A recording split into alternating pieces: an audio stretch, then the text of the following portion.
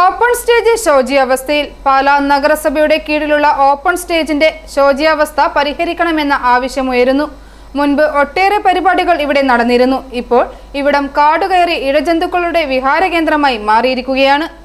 Open സ്റ്റേജിലും സമീപ സ്ഥലങ്ങളിലും സാമൂഹിക വിരുദ്ധരുടെ ശല്യവും രൂക്ഷമാണെന്നാണ് പറയപ്പെടുന്നത്.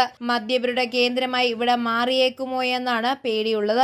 മുൻപ് ഇവിടെ വിവിധ പരിപാടികൾ നടത്തിയിരുന്നുവെങ്കിലും ആളുകൾ എത്തിയിരുന്നില്ലെന്നാണ് സംഘാടകർ പറയുന്നത്. സമീപത്തെ സിവിൽ സ്റ്റേഷനിലെ വിവിധ ഓഫീസുകളിലേക്കും വില്ലേജ് ഓഫീസിലേക്കും വരുന്നവർക്ക് ഇവിടെ തണലുള്ളതിനാൽ വാഹനം പാർക്ക് ചെയ്യാം. എന്നാൽ ഇഴജന്തുക്കളുടെ ശല്യമുണ്ടെന്ന് കണ്ടതോടെ ആരും വരാതെയായി. ലാലം തോടിനോട് ചേർന്ന നഗരസഭ ലക്ഷങ്ങൾ മുടക്കി നിർമ്മിച്ച ഓപ്പൺ സ്റ്റേജും മറ്റ് സംവിധാനങ്ങളും സംരക്ഷിക്കാൻ അടിയന്തര നടപടി സ്വീകരിക്കണമെന്ന ആവശ്യം ശക്തമാവുകയാണ്. ഐഫോറിയ ന്യൂസ്, പാലാ.